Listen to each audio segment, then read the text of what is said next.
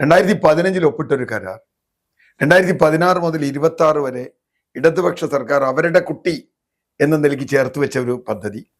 അതിന്റെ പേരിൽ വലിയ ആഹ്ലാദവും അഭിമാനവും കൊണ്ട പദ്ധതി. ഇപ്പൊ സതീശൻ കോൺഗ്രസ്സുകാരനാണ്. കോൺഗ്രസ് ബഹുരാഷ്ട്ര കുത്തകളെ എതിർക്കുമെന്നൊന്നും ഞാൻ വിചാരിക്കുന്നില്ല. കോൺഗ്രസ് എന്നല്ല, ഇന്ത്യയിൽ ഒരു മുഖ്യമന്ത്രിയില്ല. ദിവ്യ അയ്യർ 12-ാം തീയതി വരെ അതിന്റെ MD ആണ് എന്ന് പറഞ്ഞാൽ ഈ വാർത്ത വരുമ്പോൾ ദിവ്യ അയ്യർ വിഴിഞ്ഞത്തിന്റെ MD ആണ്. അപ്പൊ അവരറിയാതൊരു വാർത്ത വരില്ലല്ലോ. ഇതിൽ വലിയൊരു കളി, അദാനിയുടെ കളി, അത് കരാറുണ്ടാക്കി ഉമ്മൻചാണ്ടിയുടെ കാലത്ത് നടന്നിട്ടുണ്ട്, പിണറായി വിജയന്റെ കാലത്ത് നടന്നിട്ടുണ്ട്, ഇപ്പോഴും ഇനി നടക്കും. കാരണം ഇനിയിപ്പോ സതീശൻ വിചാരിച്ചാലും ആ കളിയിൽ നിന്ന് പുറത്തു പോരാൻ പറ്റും. വിഴിഞ്ഞം പദ്ധതിയുമായി ബന്ധപ്പെട്ട വിഷയത്തിൽ മുഖ്യമന്ത്രി എന്ത് പറയുമെന്നായിരുന്നു കേരളം കാത്തിരുന്നത്. സ്വാഭാവികമായി നമുക്കറിയാമായിരുന്നു കഴിഞ്ഞ സർക്കാരിനെ അല്ലെങ്കിൽ സർക്കാർ എന്തെങ്കിലുമൊക്കെ തട്ടിക്കൂട്ട് പരിപാടികൾ കാണിച്ചിട്ടുണ്ടായിരിക്കും, CPM തിരിച്ചടിക്കും. അതുകൊണ്ട് തന്നെയാണ് വലിയ പ്രതിഷേധത്തിലേക്കൊന്നും CPM വിഴിഞ്ഞം പദ്ധതിയുമായി ബന്ധപ്പെട്ട കാര്യത്തിലേക്ക് പോകാതിരുന്നത്. എന്നാൽ കഴിഞ്ഞ ദിവസം മുഖ്യമന്ത്രി VD സതീശൻ മാധ്യമങ്ങളെ കാണുകയുണ്ടായി. അദ്ദേഹം ദേശാഭിമാനി പത്രത്തിൽ വന്ന വാർത്തയെ അല്ലെങ്കിൽ ആ വാർത്തയെ മുൻനിർത്തിയാണ് സംസാരിച്ചതൊക്കെ. ദേശാഭിമാനിയുടെ സോഴ്സ് ഏതാണെന്ന് ചോദിച്ചുകൊണ്ട് CPM ഒരു അടി നൽകുമ്പോൾ മാധ്യമ പ്രവർത്തകരോട് ചോദിച്ച ഒരു ചോദ്യമുണ്ട്. ഞാൻ നിങ്ങളോടൊന്ന് ചോദിക്കട്ടെ, എന്ത് തെറ്റാണ് ഈ സർക്കാർ ചെയ്തതെന്ന്. ഇത് മാധ്യമ പ്രവർത്തകരോടുള്ള ചോദ്യമാണോ, പൊതുജനങ്ങളോടുള്ള ചോദ്യമാണോ, അതോ സ്വന്തം മുന്നണിയിലെ ചില നേതാക്കൾക്കെതിരെയുള്ള ചോദ്യമാണോ എന്നൊരു സംശയം ജനങ്ങൾക്കില്ലേ? അത് എല്ലാവർക്കും ഉള്ള ചോദ്യമാണ്. കാരണം വിഴിഞ്ഞം പദ്ധതിയുമായി ബന്ധപ്പെട്ട് ഞാൻ ഇപ്പോഴും കണക്കാക്കുന്നത് ബാക്കി വിവാദങ്ങളൊക്കെ അനാവശ്യമാണ്.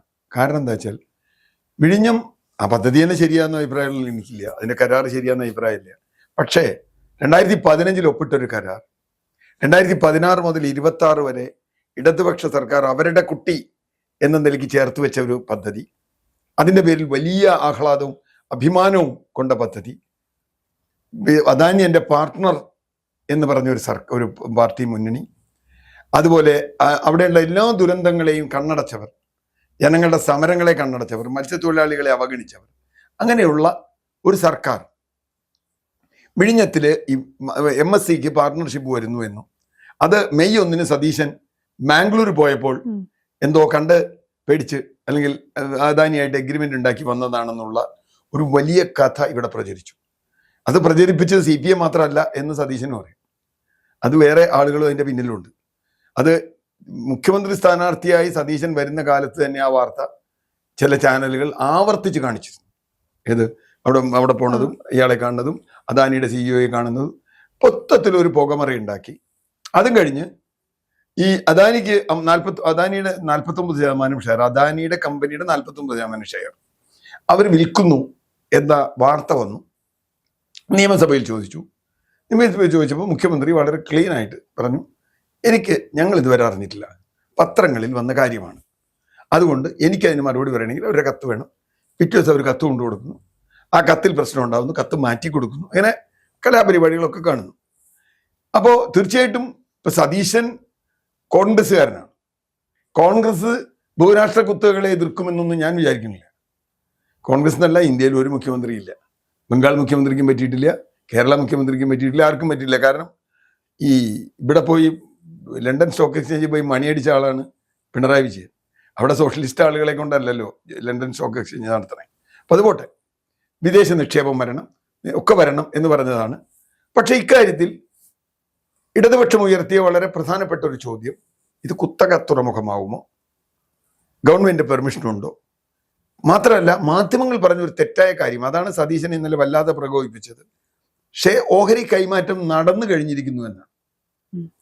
ഓഹരി കൈമാറ്റം നടന്നിട്ടില്ല എന്ന് സ്ഥിരീകരിക്കപ്പെട്ടു. കാരണം അങ്ങനെ ഓഹരി കൈമാറ്റം നടത്താൻ പറ്റില്ല.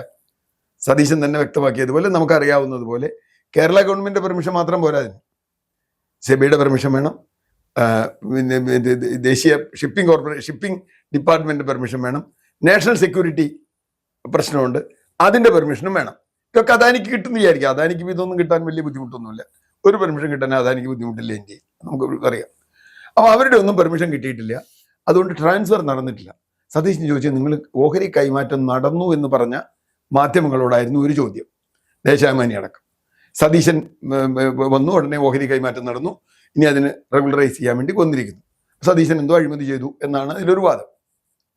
സതീശന്റെ ഒരു മറുപടി നമ്മളെല്ലാം ആദ്യം കേട്ടതാണ്, ദേശാഭിമാനി വെട്ടു, പാർട്ടി തന്നെ പറഞ്ഞു ആ ദേശാഭിമാനി ഞങ്ങളുടെ വാർത്തയല്ല, ഈ വാർത്ത വന്നു.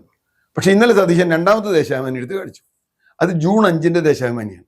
സർക്കാർ വന്നിട്ട് 15 ദിവസമായിട്ടില്ല, 20 ദിവസം മുതൽ.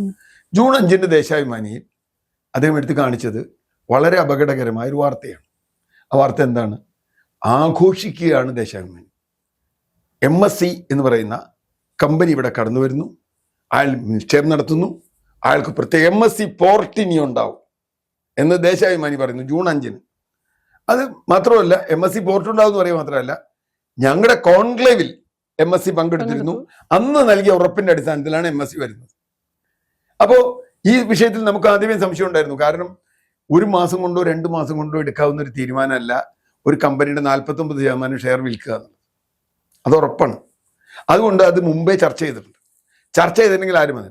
അപ്പൊ ഇന്നലെ മുഖ്യമന്ത്രി ചോദിച്ച പ്രധാനപ്പെട്ട ചോദ്യം, ഈ വാർത്ത മറ്റു മാധ്യമങ്ങൾക്ക് കിട്ടാതെ ദേശാഭിമാനിക്ക് മാത്രം കിട്ടിയത് എങ്ങനെ?